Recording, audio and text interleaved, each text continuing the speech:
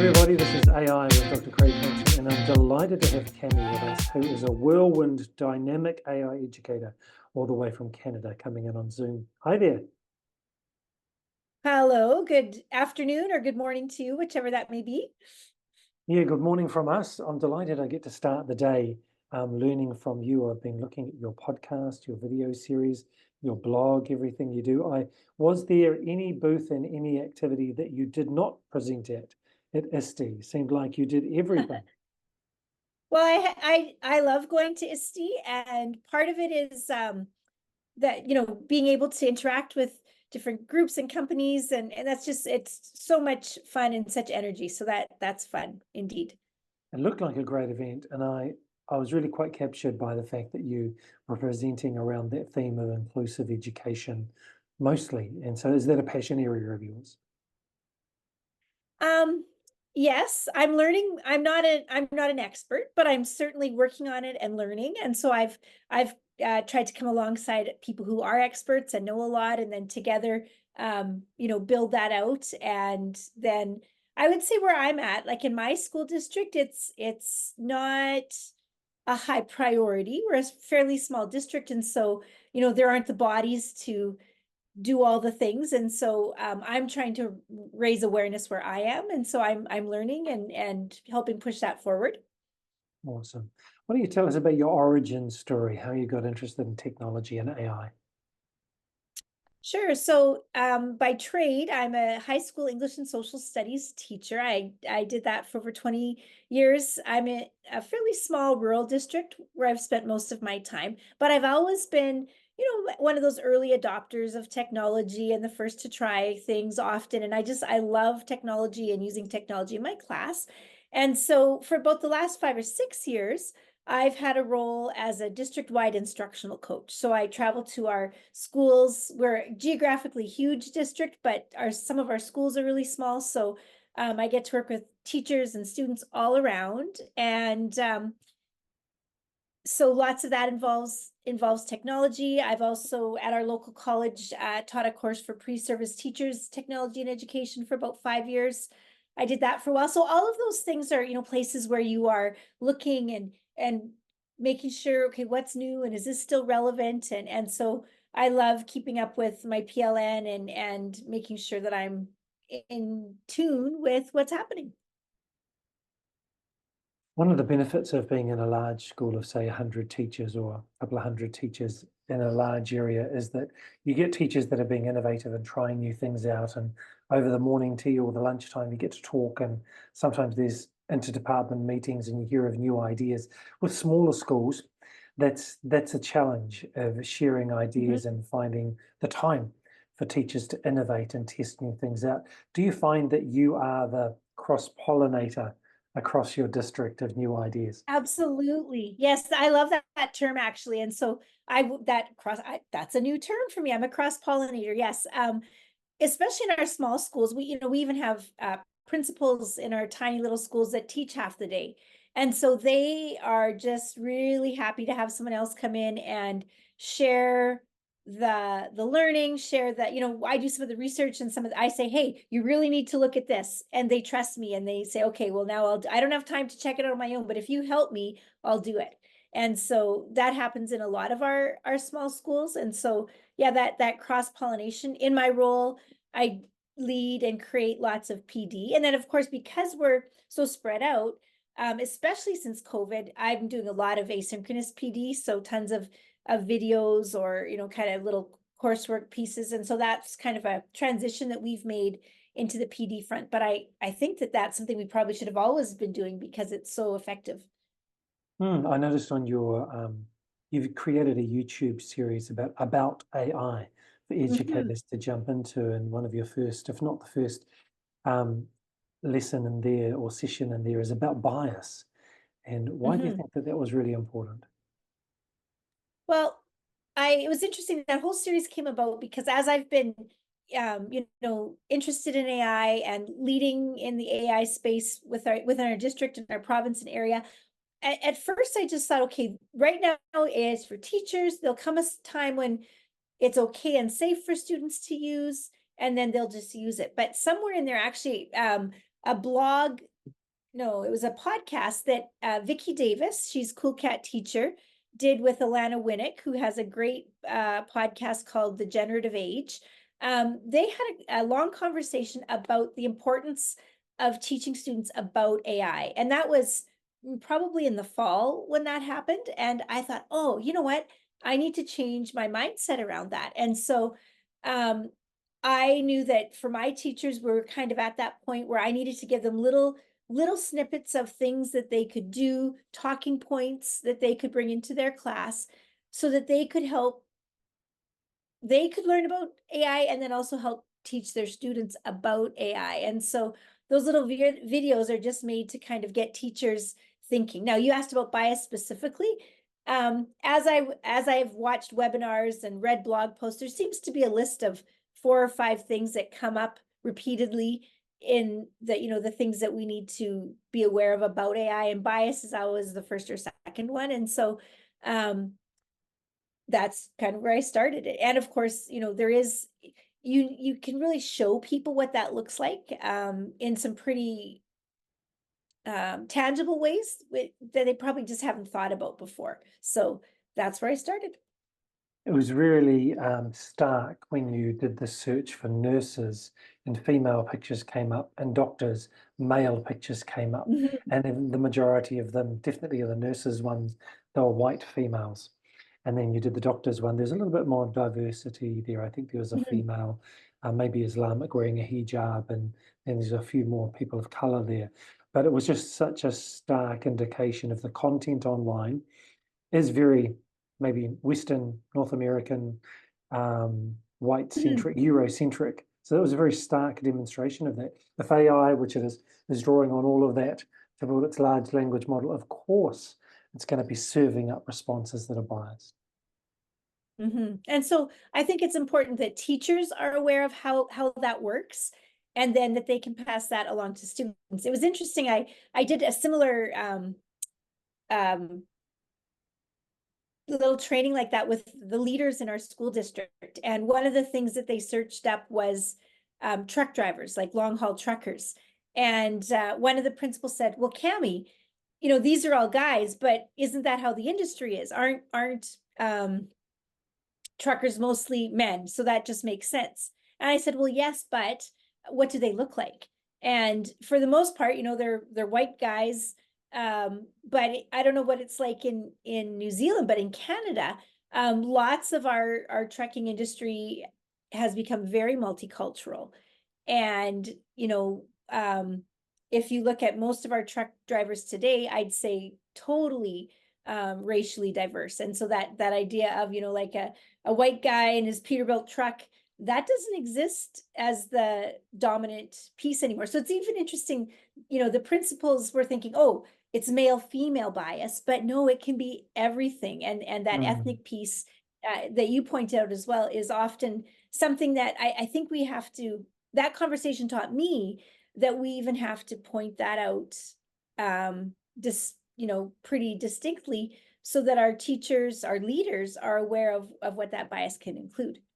So how do we support teachers and students and families? We say whānau in New Zealand, so families to be aware of that and then create or use AI in a way which is going to bring a more wider, diverse range of responses that they can choose from. Well, isn't that the $1 million question? I think little pieces is what might work. And so that's kind of that little series that I've created. They're just little pieces, right? They're little snippets that I can pass along to teachers. They're 5 to 10 minutes to watch. And then the idea is they can either play those for their students and pause and have the kids do the activities, or they can watch it and say, oh, I've got that. And they stick it in the back of their mind. And then when that topic comes up, or when they need to address that, then they can do, like that little bias activity where you search on the internet and say, who's showing here, or there's a bunch of other little activities that I have. If teachers even have those in the back of their mind, just those little bits that they can then help students understand. Students we know are going to use AI. And so I'm of the mindset that it's happening. It's not going to happen, it's happening. And so it's important for us as educators to get into the space where we realize that it's our, perhaps even our obligation to teach kids about AI in different ways, and to give them an increased awareness and an increased sense of what AI is and what it does, its limitations, its benefits. And we can't pass it on to teachers or to students unless our teachers have some knowledge. I first encountered you when you did the review or the blog post about TeachAid and its abilities. And we've got a number of schools in a project here in New Zealand, customizing TeachAid with a partner version. So it has all of their, we say kaupapa documents, all of their vision documents, the values documents, teachers' profiles, local curriculum built into it, so that it really draws on the flavour of the school and there's that coherence.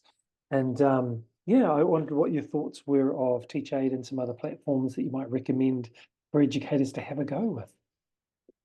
Well, TeachAid, TeachAid.ca for Canada, it really caught my attention because you probably have a similar situation in New Zealand, where everything is so Eurocentric, but American centric, and everything is, geared toward American schools and American Common Core and that kind of thing. And so TeachAid was one of the first products that I came across that actually had was willing to add Canadian standards. And I don't think it had, I'm from the province of Alberta, which is kind of a mid-sized province. It didn't have our curriculum yet, but when I was able to talk to Nadeem, the CEO, he said, well, okay, we can do that. And so I gave him a list of curriculums and links, and he got not the full curriculum, but some ones that I knew my teachers would be interested in. And so we started that off, and we actually did a pilot with a few teachers from my school district as well. I had a grade 1 teacher and some physics teachers in high school using TeachAid. And the lovely thing about that is it creates units and lessons so specifically for our provincial curriculum. And we have a brand new curriculum coming in K-6 right now. And so giving teachers something to create resources with, and it's so thorough, and it does a lovely job. And so that's kind of how I have interacted with TeachAid. Yeah, in New Zealand, we have self-governing schools and have had for decades now. And so we have we have a board of trustees for each school, which is drawn from the parent community. So each school has its own flavour. So not only do we have the New Zealand curriculum, not only do we have our individual subjects, but then we have a localised interpretation of that. So we've got standards to meet, but then there's the reflection of the local community in terms of the values, the history, the location, and then even the ethnicities, depending on who's on the board of trustees. And so that opportunity with TeachAid to actually build that customized version that really has coherence, which is very different than downloading a resource from Twinkle once a quarter or something, because you're really busy and stepped in, but you need to download a resource. But just having that coherence with generating this unit plan or a lesson plan, and still knowing that it's going to fit into who you are as a school, and that coherence is really important. Have you found some other platforms that you would recommend to busy teachers from different subject areas and grades? Well, there are certainly a lot out there, aren't there? One of the ones that we've used, we haven't purchased many in our little district, but one that we're really leaning toward is Diffit.ca, or no, Diffit.ai. No, Diffit.me. .me, yeah. .me, yes, I got it. So Diffit, one of the things we love about Diffit is, I mean, it's pretty simple on the front end. You take a link or a text, or again, your curriculum standard, you can plug that in. What we love is the high quality, deep learning products that it produces on the other end. So things like Freyer models, hexagonal thinking, all sorts of great zero project with Ron Richard, lots of those from the Harvard Zero Project. No, I don't think I'm saying that right. But anyways, great deep learning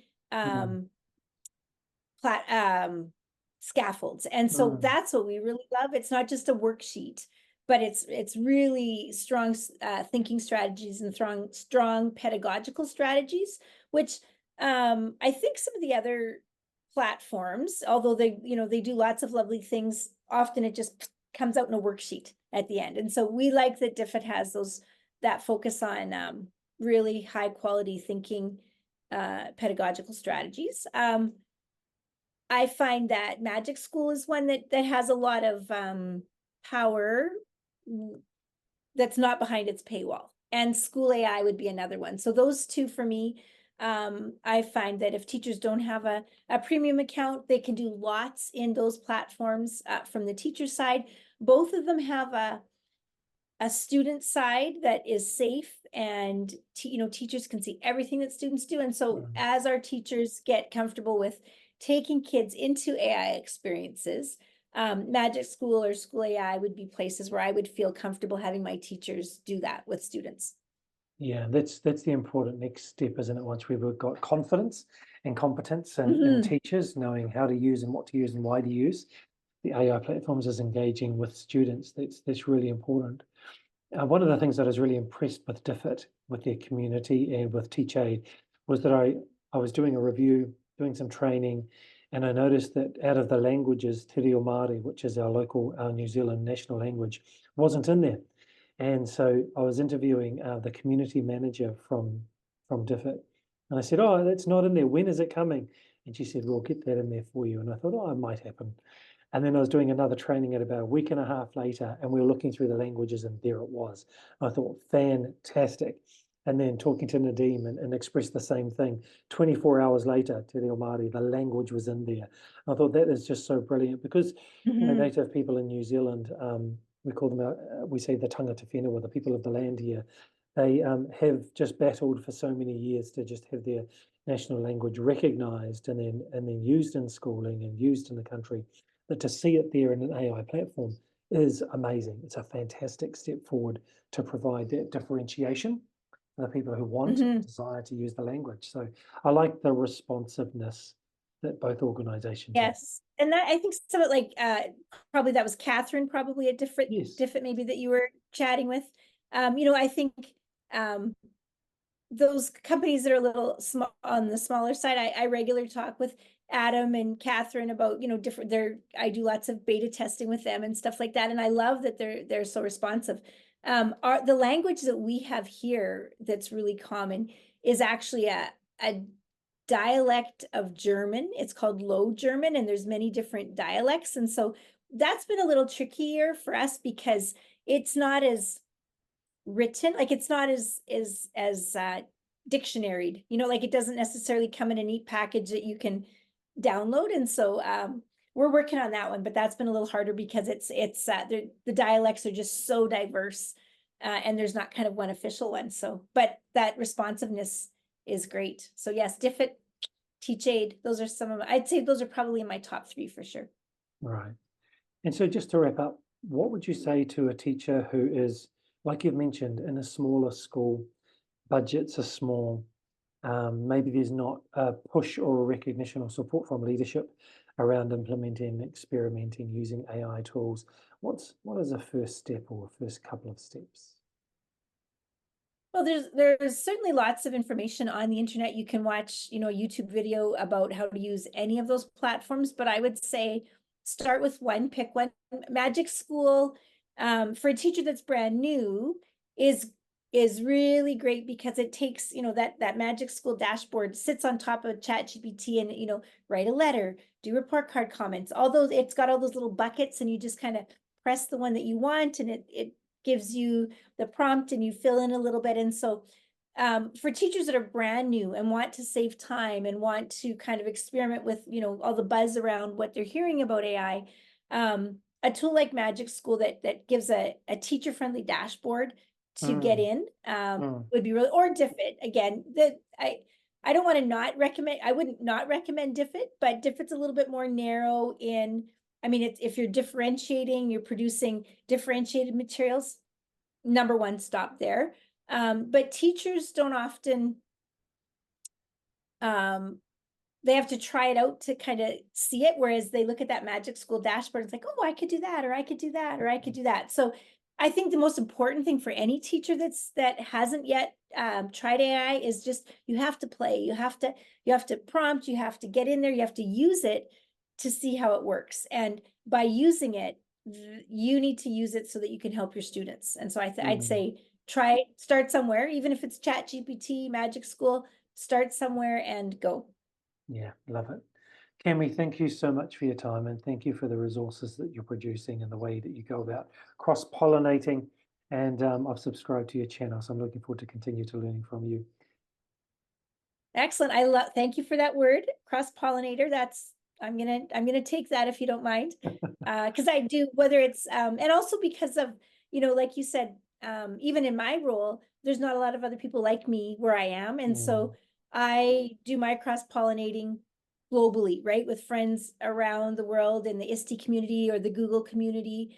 And so trying to cross-pollinate with those folks all the time. Actually, one last exciting thing. Next week, I'm going to the Google Innovator Academy in Chicago, and I'm going to be involved in a special AI stream that's connected with ISTE, the International Society for Technology and Education. So I'm just expecting that is going to be a wonderful AI learning opportunity. So I'm excited about that. I think we should do part 2 once you've done that project, and then you can share what you've done. How about that? Absolutely, because who knows who I've got an idea, but I'm not sure where that's going to go. It might be a little too big, but I'm excited to see what happens for sure. I'd love to come back. Thanks so much for your time, Cammie.